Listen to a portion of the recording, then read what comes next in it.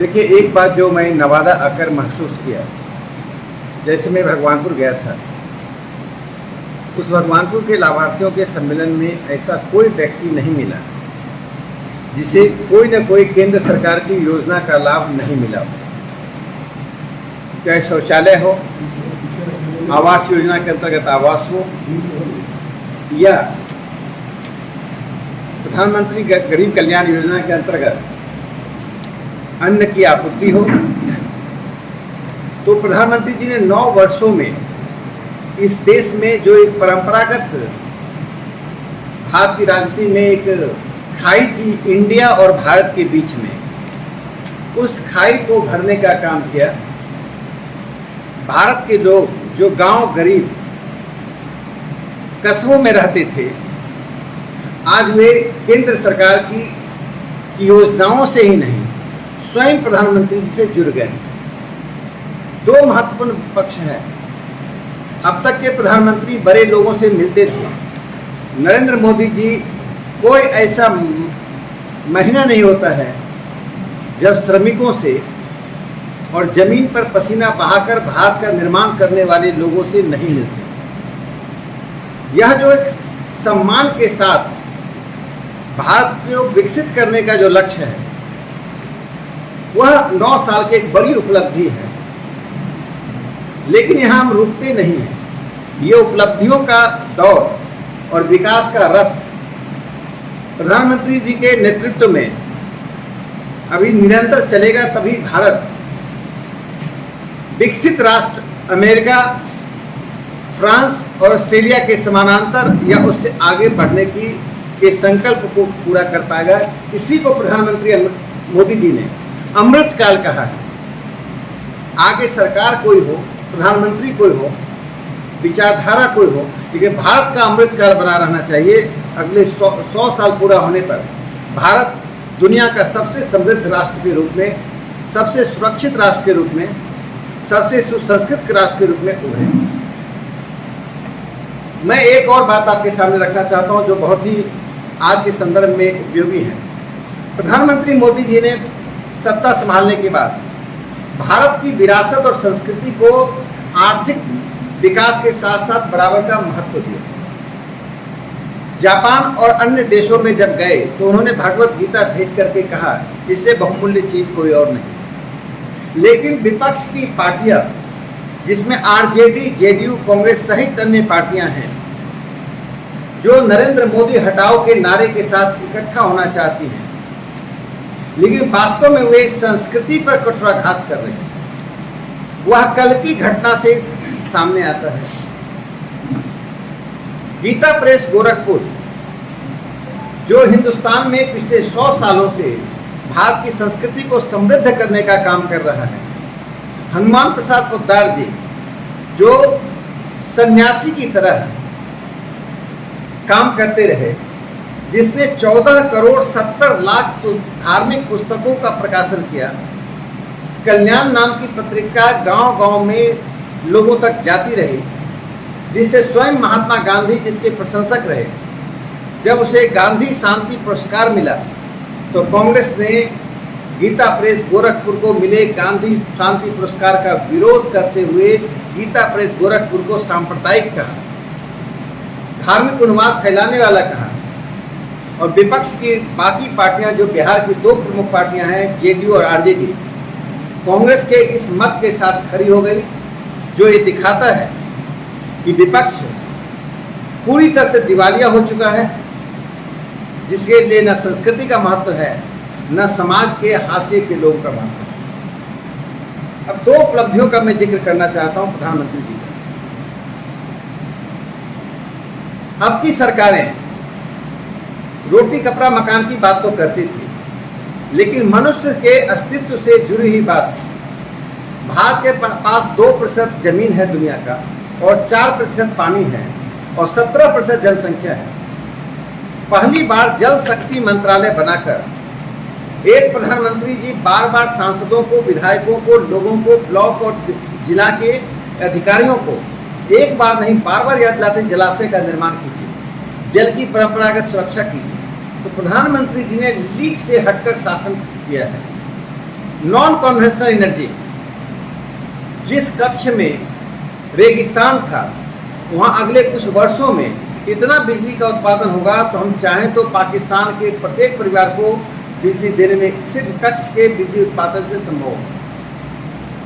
तो जो चीज़ें हमारे लिए बेकार थी उसको प्रधानमंत्री जी ने आकार दे दिया। जो चीज़ें, जो बातें हमारी सक्षमता से बाहर थी उसको सकारात्मक रूप से हमारे सामने चुनौती के रूप में, समाधान के रूप में खड़ा कर दिया। तो ये कुछ ऐसे उदाहरण हैं जो प्रधानमंत्री जी के सोच को दिखाता है। आज मैं भगवानपुर की एक सीता देवी जी से बात कर रहा था। उनके चेहरे पर शौचालय के नाम पर खुशी आई। हम सब कल्पना कर सकते हैं, महिलाएं जब शौच के लिए जाती थी और अपनी इज्जत के साथ शौच उनके लिए चुनौती होती।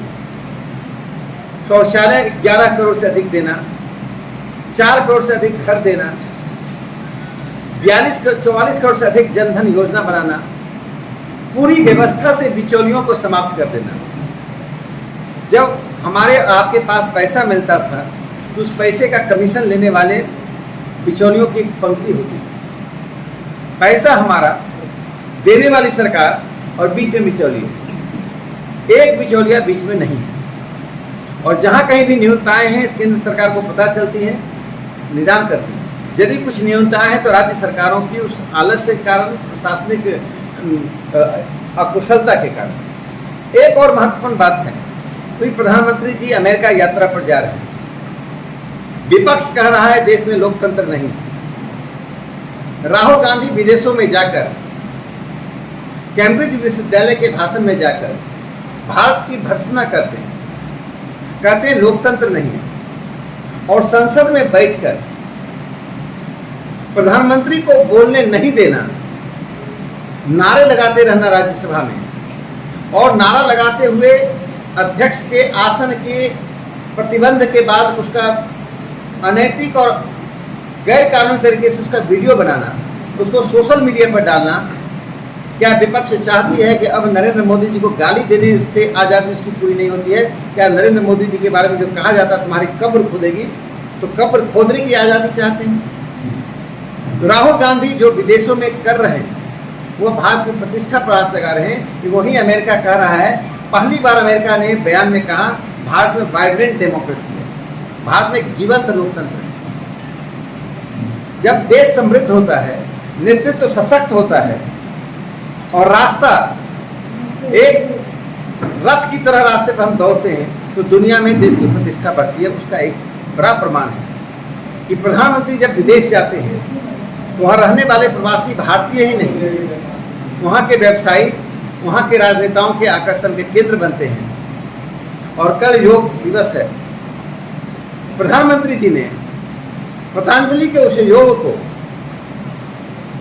दुनिया में पहुंचाने का काम किया। जब संयुक्त राष्ट्र में प्रस्ताव लेकर आए तो 177 देशों ने भारत के समर्थन में हाथ उठाया। आज अंतर्राष्ट्रीय योग दिवस मनाया जा रहा है, लेकिन हिंदुस्तान में टेलीविजन चैनल पर हम योग को सांप्रदायिक है कि धर्मनिरपेक्ष है, इस पर बहस करते हैं। ठीक तरह से मोटा अनाज, जिसको प्रधानमंत्री जी ने श्री अन्न कहा है, जो कभी गरीब गुरुओं का भोजन समझा जाता था, लेकिन उस अनाज से स्वास्थ्य सबसे अधिक संवर्धित होता है। उस श्री अन्न का इंटरनेशनल मिलेट्स ईयर प्रस्ताव पारित करना भारत की दुनिया की राजनीति में, दुनिया के दृष्टिकोणों में बढ़ती हुई भूमिका को प्रधानमंत्री नरेंद्र मोदी जी ने स्थापित किया है, जो आधुनिक भारत के लिए एक सबसे बड़ी उपलब्धि है। प्रधानमंत्री जी की यह उपलब्धियां, उनका पसीना बहाना, उनका पराक्रम और जनता से जुड़ना, श्रमिक जो मंदिर का निर्माण किए काशी में, श्रमिक जो संसद बनाए, उनको पहली पंक्ति में रिपब्लिक डे में बैठाना, उनके पाँव को धोना, उनके साथ भोजन करना, यह सांकेतिक नहीं है, यह एक संदेश है कि डिग्निटी ऑफ लेबर को हम नहीं मानते, हम डिग्निटी ऑफ लेबर को मानते। हर व्यक्ति का श्रम किया हुआ महत्वपूर्ण है। इसलिए मैं प्रधानमंत्री जी की तुलना यदि मैं कर सकता हूँ कि हिंदुस्तान में जो चंद्रगुप्त और विक्रमादित्य का शासन था, यदि प्रधानमंत्री नरेंद्र मोदी जी की कोई तुलना हो सकती है तो चंद्रगुप्त और विक्रमादित्य से ही हो सकती है। से मैं अनुरोध करता हूँ कि ये स्टार्टअप मेक इन इंडिया, जब एक स्टार्टअप खुलता है हम सब जानते हैं तो उससे कम से कम औसतन 6 से 8 लोग जुड़ते हैं। एक व्यक्ति को रोजगार मिलता है तो अकेला जुड़ता है, एक स्टार्टअप खुलता तो 6 से 8 जुड़ता है। पहली बार देश में व्यवसाय के वातावरण को उन्होंने निर्माण किया। पढ़ लिख जितनी भी सरकार नौकरी दे दे, कोई भी सरकार दुनिया की जितनी भी नौकरी दे दे, लोग बेरोजगार रहते थे। लोगों में आत्मविश्वास जगाना, बिजनेस को एटीज करना, आसान करना, लोन आसान करना, इसी कारण से रिवर्स ब्रेन ड्रेन शुरू हुआ है। ब्रेन ड्रेन का तात्पर्य है भारत की प्रतिभाएं यहाँ पढ़ लिख कर IIT IIM से पढ़कर, समाज अध्ययन का पढ़कर विदेश जाती थी। ये औपनिवेशिक काल से चल रहा था, जिसको ब्रेन ड्रेन कहते हैं। अब आपको अनुभव होगा, मैंने कहा तो 100% होगा, लेकिन प्रवृत्ति उल्टी हो गई है। रिवर्स ब्रेन ड्रेन शुरू हो गया। जो लोग हमारे विदेश में हैं, आपके जानने वाले भी हो सकते हैं, वे या तो आ गए हैं या आने का वातावरण टटोल रहे हैं। यह एक जो सकारात्मक वातावरण बना है, विपक्ष नहीं देख पा रहा। विपक्ष ने पिछले 9 साल में 9 पृष्ठों का भी तथ्यात्मक कोई दस्तावेज समाज के सामने नहीं रखा। मैं विपक्ष को चुनौती देता हूं कि सिर्फ 9 बिंदु समाज के सामने रखे, इन बिंदुओं पर उनका मतभेद है। 70 साल का शासन देखा, एक महिला प्रधानमंत्री इंदिरा गांधी हुआ करती थी, हम शौचालय के बारे में सोच नहीं पाए। विपक्ष की जो पार्टियां हैं वो जाति या परिवार, नहीं तो दोनों, नीम के ऊपर करेला वाली पार्टियां हैं। यदि वे जाति का भी उद्धार कर दें तो मैं उनको धन्यवाद करूंगा। किसी विपक्ष में बिना नाम लिए आप सब समझते हैं, 3 पद आते हैं तो 2 भाई 1 बहन, 2 राज्यसभा के सदस्य होते हैं तो माँ बेटी। ये क्या है? लोकतंत्र है या ये वंशतंत्र है? पार्टी का संचालन कौन करता है? पार्टी के संचालन करने में एक छोटे राज्य हिमाचल प्रदेश का व्यक्ति अध्यक्ष बनता है। पार्टी का संचालन करने में गुजरात के अमित शाह जी अध्यक्ष बनते हैं। पार्टी का संचालन करने में कुशवाहा भाई ठाकरे अध्यक्ष बनते हैं। भारतीय जनसंघ और भारतीय जनता पार्टी के 25 राष्ट्रीय अध्यक्ष हुए हैं। कोई बाप बेटा, बाप बेटी, भाई बहन नहीं हुआ है।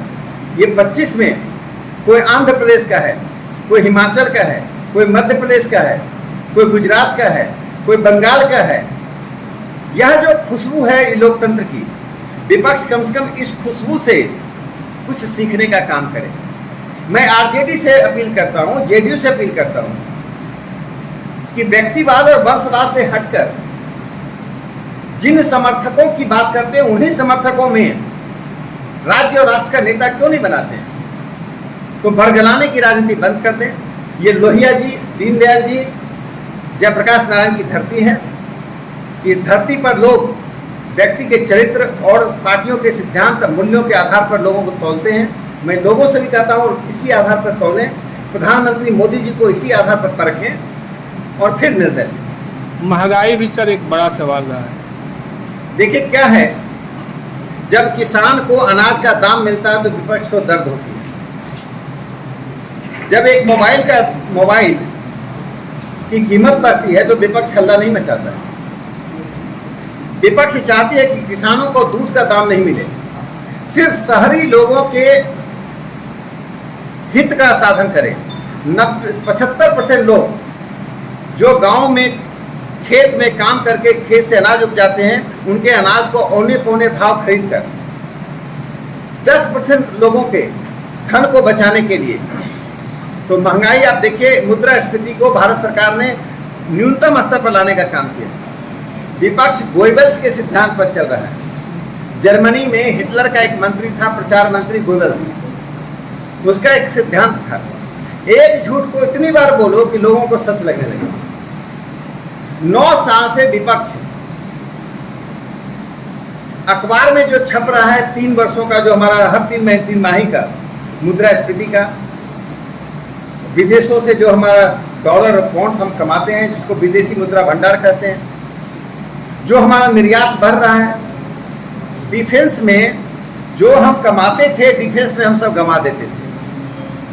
डिफेंस में बड़ी लॉबी थी, बहुत कमीशन खोरी थी। हम बोफर्स कमीशन का काम जानते, जिसके कारण राजीव गांधी की सरकार गई।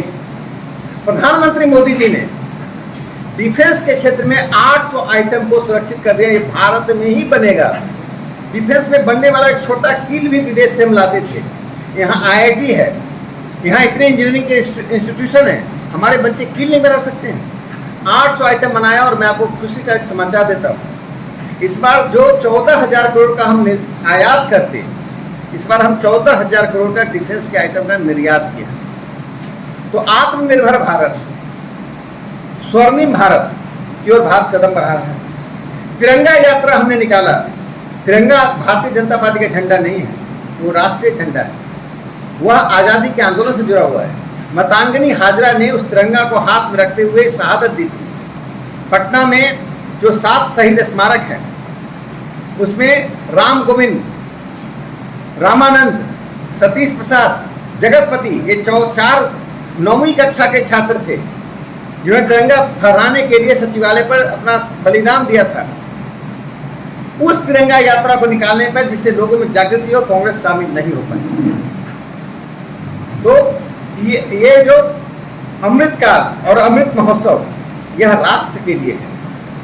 और विपक्ष हमेशा मुद्दों को भटकाना, विवश की राह पर चलना, जातिवाद के आधार पर ध्रुवीकरण करना, वोट बैंक की राजनीति करना, गीता प्रेस गोरखपुर का विरोध करना, सिर्फ एक संप्रदाय विशेष को आकर्षित करने की कोशिश है।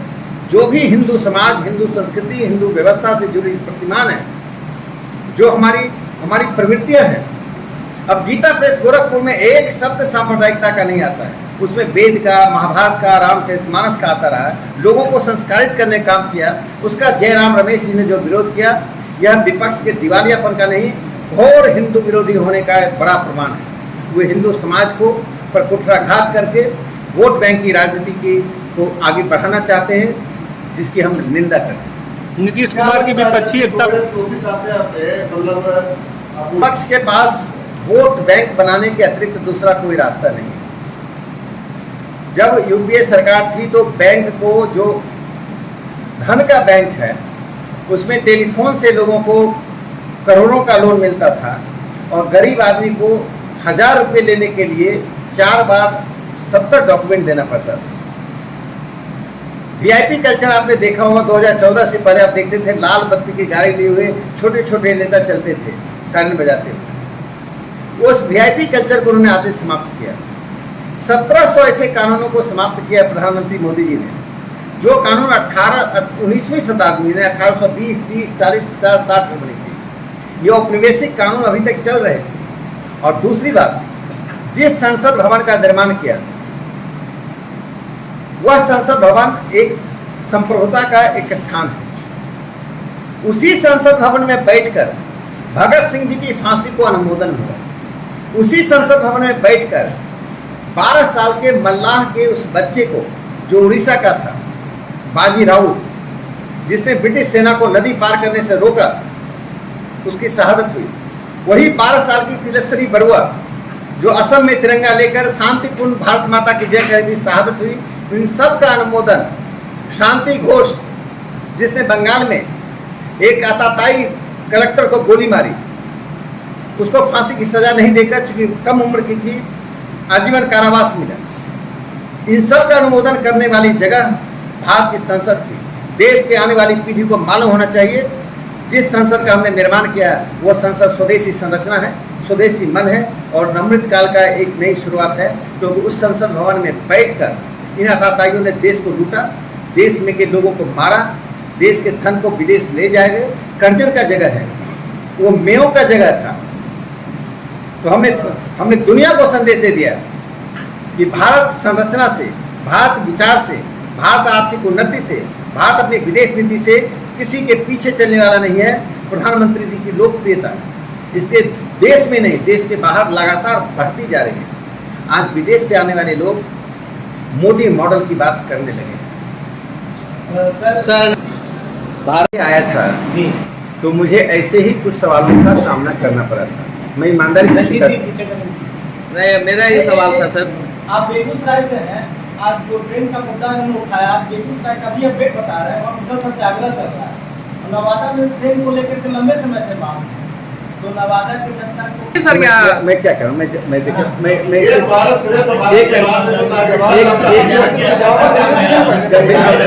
हम राष्ट्र से राज्य और राज्य से जिला और जिला से गांव तक पहुंचे हैं। यही आपकी जागरूकता है।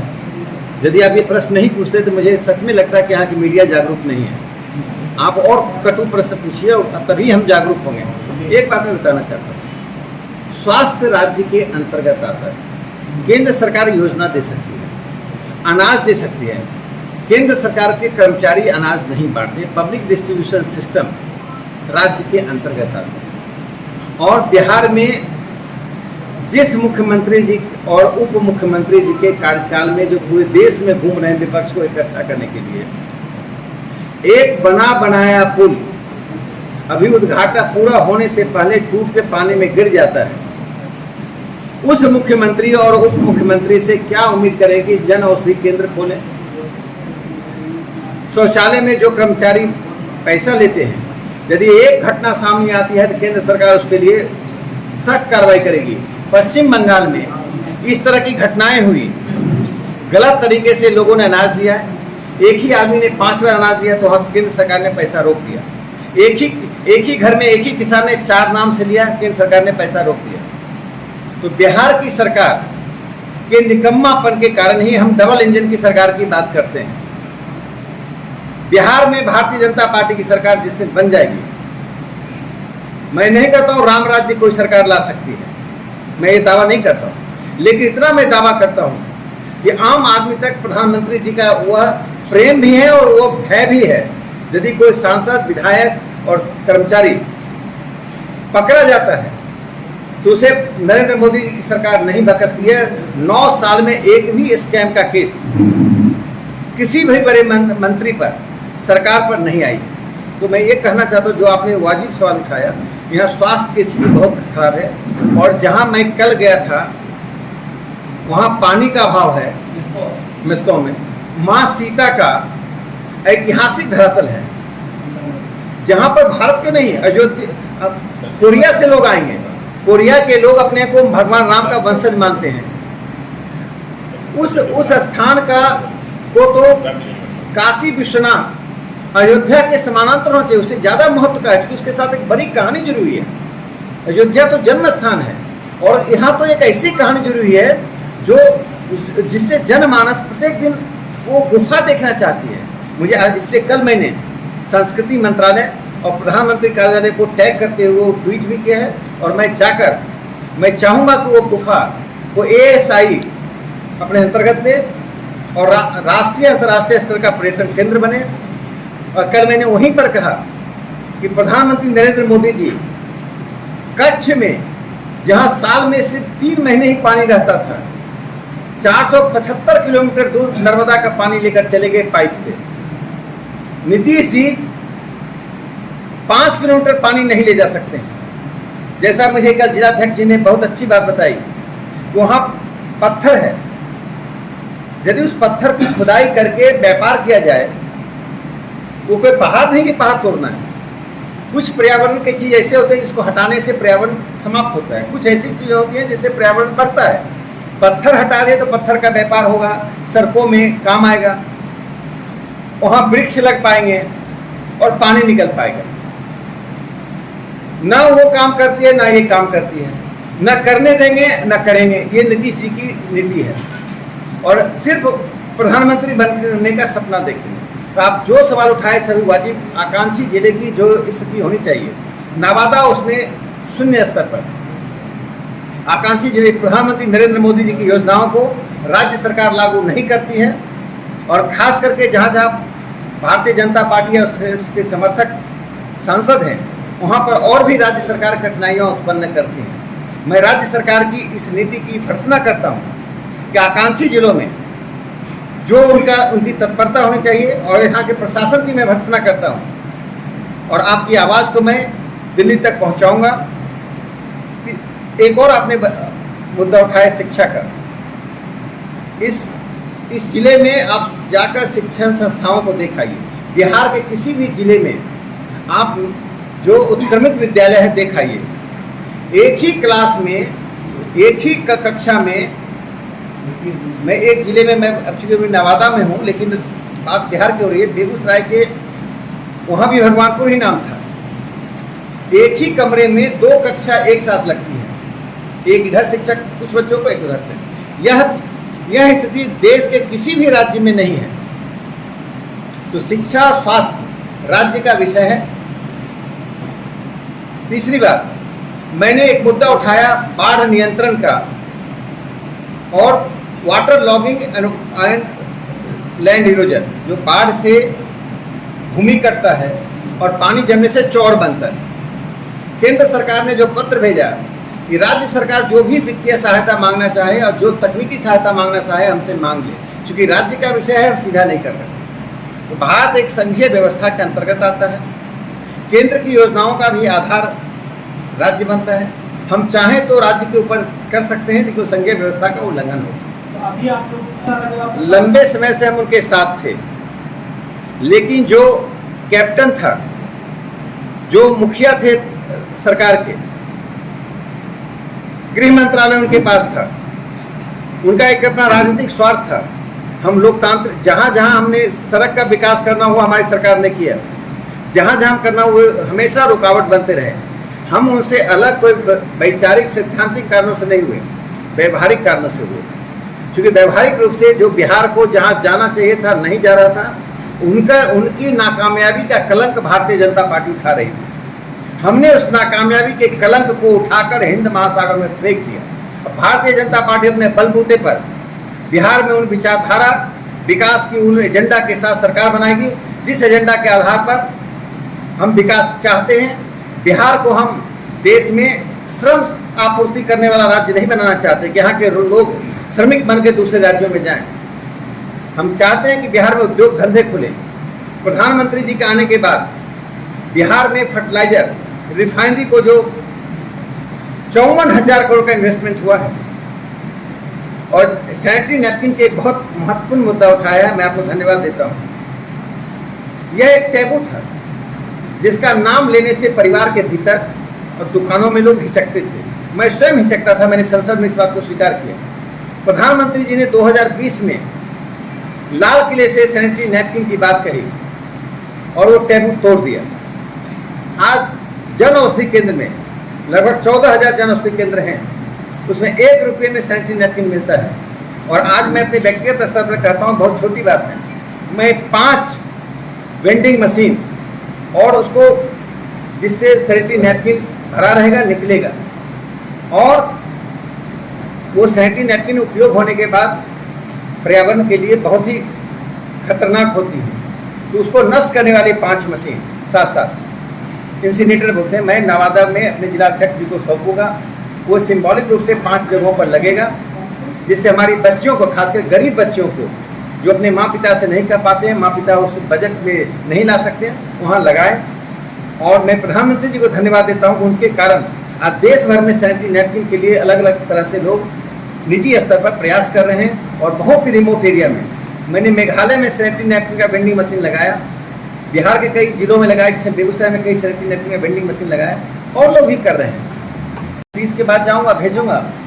मैं बिहार को 45 सैनिटरी नैपकिन की मशीन दे रहा हूँ। 45 मशीन है, 45 को इंसिनेटर। मशीन तो सब देते हैं, जिसमें उपयोग किया हुआ चीज़ डालिए, जैसे इंजेक्शन डालते हैं उपयोग के बाद, वो नष्ट हो जाएगा। और करीब 40,000 मैं सैनिटरी नैपकिन भेजूँगा, जिससे गरीब बस्तियों में, जहाँ पर चेतना नहीं है लोगों में, उनको जाए तो बच्चियों को पता चलेगा स्वास्थ्य के लिए बहुत जरूरी है। हमारी दादी ने, हमारी माँ ने वह कष्ट सहा है। मोदी जी का लक्ष्य है कि हमारी बेटियां उस कष्ट से नहीं गुजरें, जिसके कारण हमारी दादी परदादी माताओं को कष्ट से गुजरना।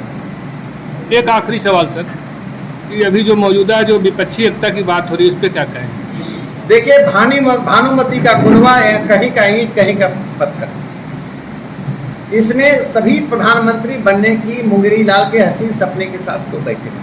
देखिए, विपक्ष के पास कोई एक एजेंडा नहीं है, कोई एक मतता नहीं है, कोई वैचारिक समानता नहीं है। एक ही समानता है, वह वोट बैंक की राजनीति। एक ही समानता है, जो भारत की संस्कृति से जुड़े सभी पक्षों का विरोध करना, जिसमें आज गीता प्रेस गोरखपुर का विरोध करना है। 370 के ऊपर आज विपक्ष, आज भी 370 के ऊपर एक मत नहीं है। आज भी विपक्ष की पार्टियां 370 को बहाल करने के समर्थन में है। मुझे लगता है विपक्ष मानसिक दिवालियापन का शिकार है। कोई भी विपक्ष यदि संतुलित होता तो 370 की बहाली की बात नहीं करता, और न ही गीता प्रेस गोरखपुर को सांप्रदायिक घोषित करता। नेहरू ने क्वीन विक्टोरिया और जॉर्ज पंचम के पुतले को, यानी प्रतिमा को, दिल्ली में बनाए रखा। संसद में 1965 में प्रश्न उठा, 1967 में प्रश्न उठा, सरकार कहती है हम नहीं हटाएंगे। जिस सुभाष चंद्र बोस ने आजाद हिंद फौज के तहत ब्रिटिश राज सत्ता को चुनौती दी, उनकी प्रतिमा को नेहरू के परिवार ने नहीं लगने दिया। उनकी प्रतिमा को नरेंद्र मोदी जी ने 2022 में लगाने दिया। ये एक आस्पेक्ट है। भारत की शिक्षा व्यवस्था को पश्चिम केंद्रित बना दिया। भारत का तमाम सामाजिक विज्ञान, मैं एक उदाहरण देता हूँ, विज्ञान भैरव तंत्र एक पुस्तक है जिसमें 212 प्रकार के मेडिटेशन की बात कही गई है। उसकी बात करना गुनाह था। तो भारत की ज्ञान परंपरा को दबा देना और पश्चिम की ज्ञान परंपरा को थोपना जो भारत के अनुकूल नहीं था, इसलिए बेरोजगारी और भारत विरोधी ताकतों को एक प्रवृत्ति मिलती थी। मोदी जी ने नई शिक्षा नीति लाने का काम किया जो नेहरू नहीं करता। नेहरू के एक और खामी बताता हूँ, कॉमनवेल्थ का सदस्य बना दिया राष्ट्रकुल का। हम लोकतंत्र हैं और कॉमनवेल्थ का नेतृत्व एक क्वीन कर रही थी, नॉन इलेक्टेड कर रही थी। हमने राष्ट्रपति को नॉन इलेक्टेड नहीं रखा, चुना हुआ राष्ट्रपति होगा। एक प्रधानमंत्री होते हुए एक गणतंत्र का नेतृत्व एक राजतंत्र कर रहा था, देश की सहमति नहीं थी। माउंटबेटन, जिन्ना ने माउंटबेटन को खारिज कर दिया और नेहरू ने माउंटबेटन को स्वीकार कर दिया स्वतंत्र भारत में। तो नेहरू की जो खामियां थी, 3 मूर्ति भवन एक व्यक्ति के नाम पर है क्या ये व्यक्ति पूजा का स्थान है भारत? उसको हमने नेहरू मेमोरियल म्यूजियम को सभी प्रधानमंत्रियों का म्यूजियम बना दिया। उसमें शास्त्री जी भी हैं। लाल बहादुर शास्त्री जी का जो योगदान है सार्वजनिक जीवन में स्वच्छता का, देश के लिए मर मिटने का, गरीबी से आकर प्रधानमंत्री बनने का, चंद्रशेखर जी का, देवेगौड़ा जी का, गुजराल जी का, अटल जी का, आखिर सभी प्रधानमंत्रियों का राष्ट्र निर्माण में योगदान है। कांग्रेस को क्यों चिल्लाहट होती है? कांग्रेस ने देश की स्वतंत्रता को कुछ लोगों का महिमा मंडन करके ऐसा दिखाया कि चमत्कार से देश स्वतंत्र हुआ, चमत्कार से नहीं हुआ। रजौली में जवाहर, कारू और तिवारी, इन तीनों की शहादत इतिहास की पुस्तक तक क्यों नहीं पहुंची? उदा देवी एक दलित महिला जिसने 40 ब्रिटिश सेना को हताहत किया पीपल के पेड़ पर बैठकर, उसका नाम इतिहास की पुस्तक में क्यों नहीं पहुंचा? कमला नेहरू के नाम पर पार्क हैं, स्कूल हैं, कॉलेज हैं, मोहल्लों का नामकरण कर दिया गया, ये उदा देवी का नाम इतिहास की पुस्तक से गायब है। तो प्रधानमंत्री नरेंद्र मोदी जी ने जो लोग कांग्रेसीकरण किया है, एक अंतिम बात बताता हूँ, नेहरू और मोदी जी में क्या अंतर। नेहरू युग में जिन्हें पद्म अवार्ड मिलता था, हमें लगता था बड़े लोग होंगे। मैं भी बचपन में सोचा था किनको पद्म अवार्ड मिलता है। मोदी जी ने पद्म अवार्ड का गणतांत्रिकरण कर दिया। लक्ष्मी कुट्टी केरल से 500 वृक्षों को बचाया जो मेडिसिनल प्लांट है, जो हमारे मेडिसिन बनाने में उपयोगी होते हैं। उनका अस्तित्व मिट रहा था, खाली पाँव थी, ढूंढ निकाला। उनके मोहल्ले के लोग नहीं जानते थे, नई दिल्ली में बैठे हुए मोदी जी ने उनको ढूंढ निकाला। दिलीप कुमार सिंह भागलपुर से 92 ईयर्स के थे, विदेश से मेडिकल शिक्षा लेकर आए। मेडिकल डिग्री लेने के बाद गांव में रहकर गांव के लोगों को न्यूनतम पैसे में मुफ्त ही इलाज करते रहे, मुफ्त दवा देते रहे। उनकी 91 साल की आयु तक भारत का गणतंत्र को नहीं पहचान पाए मोदी जी को राधे देवी मणिपुर से, ट्रिनिटी सायो जो हल्दी ऑर्गेनिक हल्दी बनाना और ऑर्गेनिक हल्दी बनाने में सेल्फ हेल्प ग्रुप पैदा करना, महिलाओं को स्वावलंबी बनाया, उनका हल्दी विदेशों में बिक रहा है। तो पद्म अवार्ड दिखाता है कि किस प्रकार से नेहरू युग और मोदी युग में बुनियादी अंतर है।